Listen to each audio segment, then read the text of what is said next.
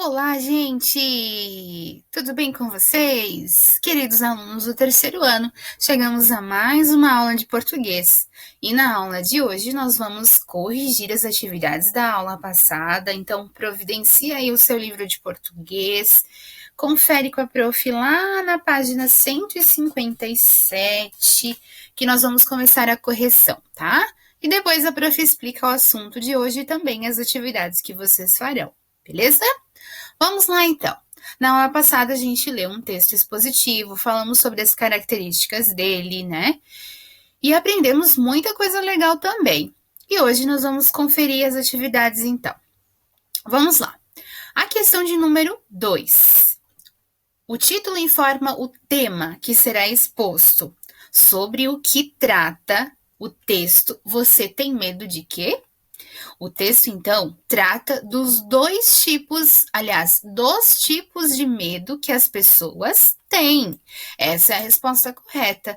Talvez vocês escreveram em outras palavras, não tem problema. O importante é vocês colocarem a ideia principal do texto, que é os tipos de medo que as pessoas sentem, tá bom? Perfeito. A 3. Numere os parágrafos do texto. Quantos parágrafos você encontrou? São 4 parágrafos. Mas, prof, aqueles itens enumerados não valem como parágrafo? Não. Esse daqui, onde vem acompanhado de um recurso gráfico que a gente viu, né? Ele não é considerado um parágrafo, tá? O parágrafo é esse aqui. Começa aqui e termina em alimento. Então, nós temos 1, 2, 3, 4 parágrafos, certo?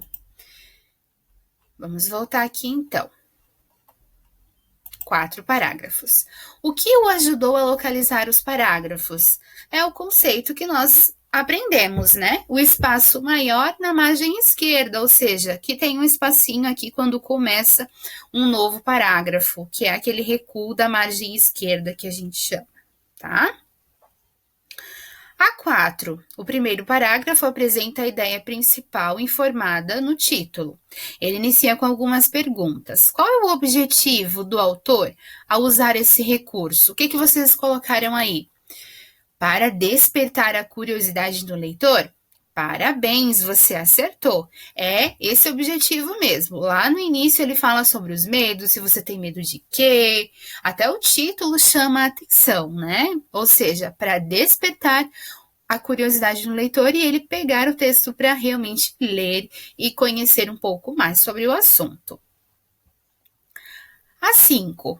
O segundo parágrafo inicia o desenvolvimento da ideia principal. Qual é a ideia mais importante desse parágrafo?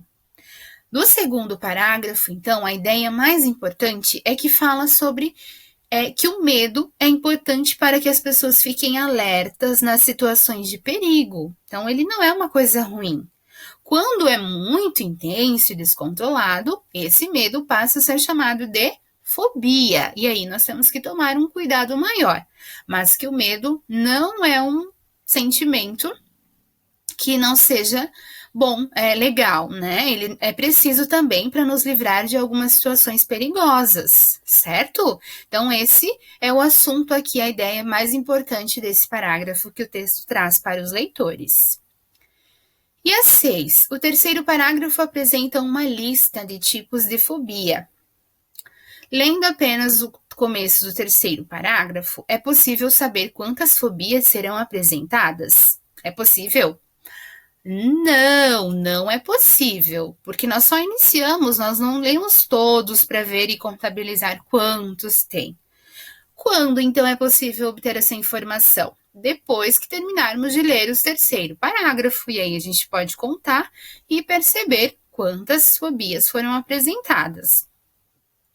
Então, quantas? Vocês contaram? São 13 fobias, aquelas que estão enumeradas, né? Com uma bolinha, estão em negrito. Localize o parágrafo que apresenta a conclusão da ideia principal. Aonde está o parágrafo que apresenta a conclusão da ideia principal?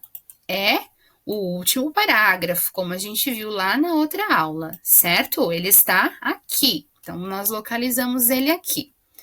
Vamos voltar aqui para a questão de número 7, então.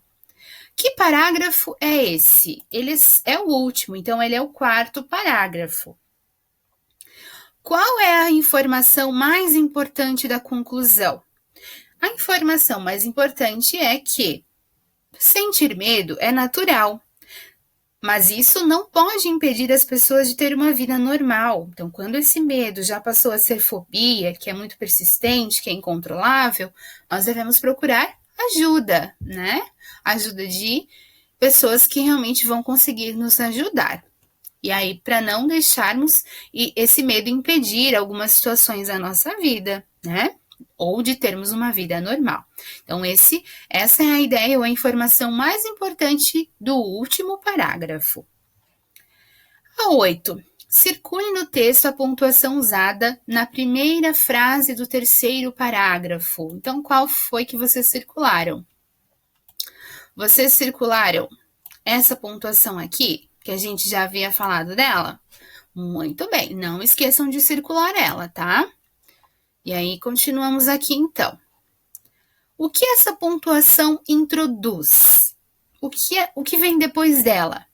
Introduz uma enumeração, ou seja, ela introduz os tipos de fobia. Ela diz assim, vai vir aí para você conhecer muita informação sobre os tipos de fobia. É isso que ela faz, tá? Que essa pontuação faz, ou seja, os 2 pontos.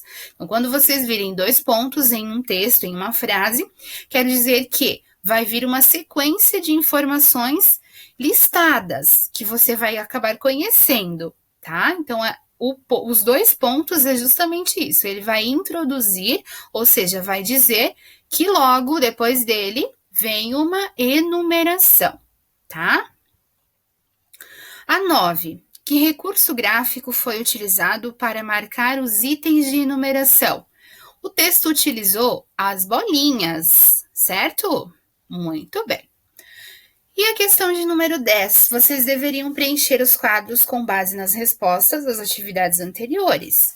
Qual é a ideia principal, então? O tema? As pessoas sentem medo. Essa é a ideia principal, o tema do nosso texto expositivo. E o desenvolvimento do tema? O que aconteceu lá no texto? Eles fizeram a explicação ou a definição do que é medo e fobia e foi descrito os 13 tipos de fobia que a gente viu listado ali em forma de numeração, tá? E a conclusão?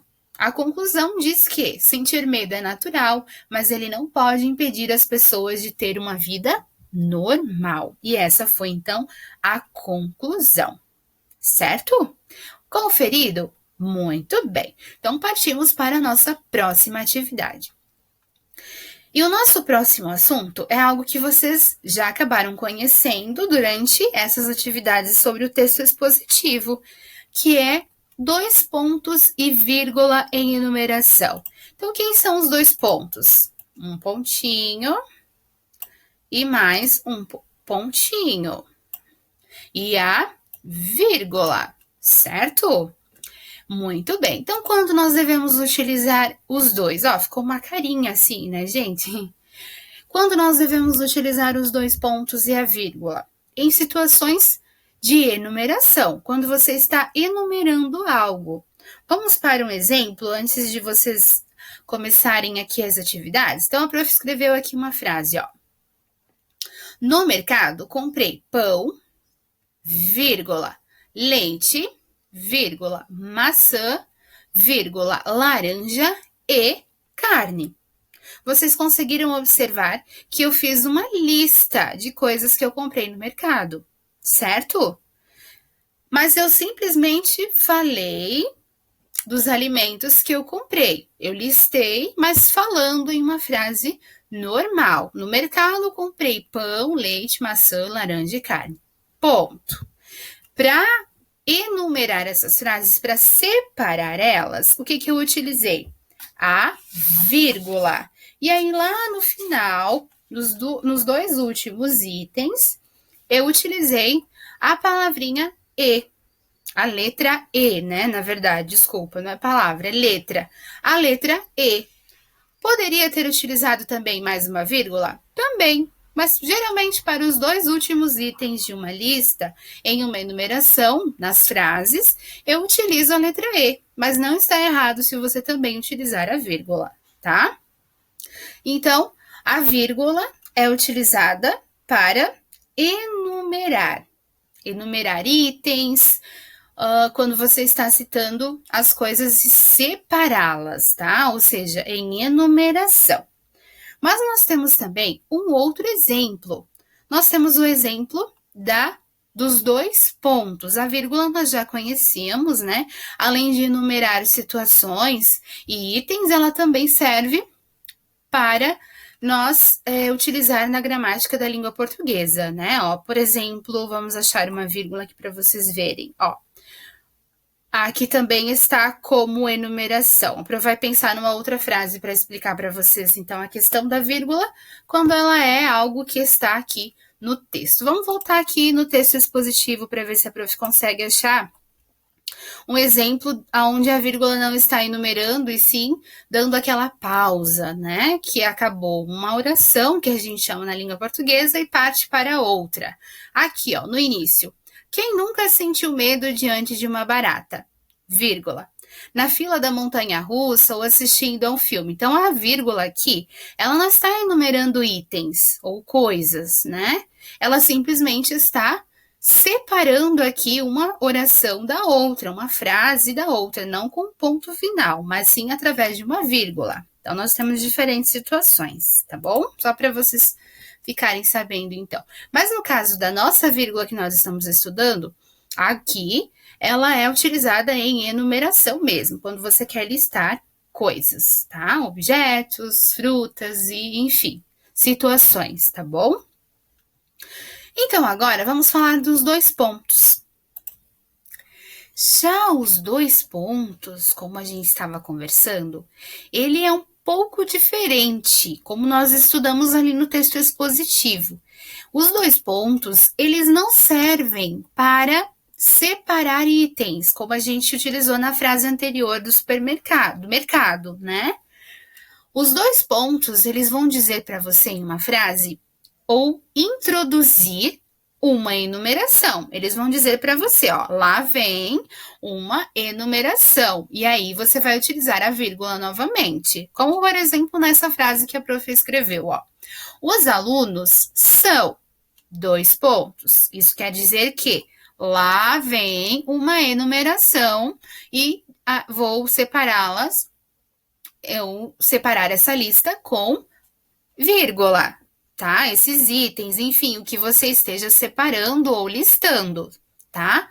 Então, não esqueçam, dois pontos não é e não tem a função da vírgula. Ele tem a função de anunciar que virá no seu texto, na sua frase, uma enumeração com vírgula, tá bom? E a gente vai ver mais situações. Então, por exemplo, os alunos são, dois pontos, bagunceiros, lindos, fantásticos e fofos. Aí eu utilizei, então, os dois pontos aqui para vocês entenderem essa questão, tá? Então, não podemos esquecer. Dois pontos introduz uma enumeração e a vírgula separa essa enumeração, tá bom? Então, agora vocês irão ler o texto abaixo, prestando atenção ao modo como ele foi pontuado. E depois responderem essas questões, tá? Antes disso, vamos ler aqui o quadro verde, que sempre nos traz informações importantes. Então, marquem também aí com marca-texto, com lápis de cor, para vocês não esquecerem. Então, olha só, os elementos que compõem uma enumeração podem ser separados por vírgula. Exemplo, o ônibus era pequeno, vírgula, velho, vírgula, lento, vírgula, barulhento. Então, aqui ele fez uma enumeração, utilizando vírgula para separar esses itens, correto? Agora, para introduzir os itens de uma enumeração, em geral, se usam os dois pontos. Exemplo, as cores do arco-íris são 7. 2 pontos, quer dizer, vou agora enumerar as cores. Vermelho, laranja, amarelo, verde, azul, anil e violeta. Então, aqui a função dos 2 pontos, que é diferente da vírgula, tá? Então, vocês farão também a questão de número 2. Aqui tem mais um quadrinho verde explicando pra gente a questão do E, que a prof já falou para vocês. Então, marquem aqui com marca-texto também. Ó, os 2 últimos itens de uma enumeração são, em geral, separados por E. Um exemplo lá daquela mesma frase. O ônibus era pequeno, velho, lento e barulhento. Mas como a prof falou para vocês, pode ou não é obrigatório, tá? Você pode utilizar a vírgula tanto quanto a letra E, não tem problema, tá?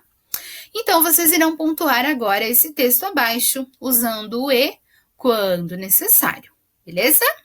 Então, tá bom, façam com calma, como diz aqui, ó, analise com atenção e sem pressa cada trecho antes de pontuar. Prestem bastante atenção no que a gente aprendeu hoje, tá bom? Então, gente, por hoje é só. Lá nos slides, a prof sugere mais algumas questões e atividades para vocês, tá bom? Beijo gigante e até a próxima aula.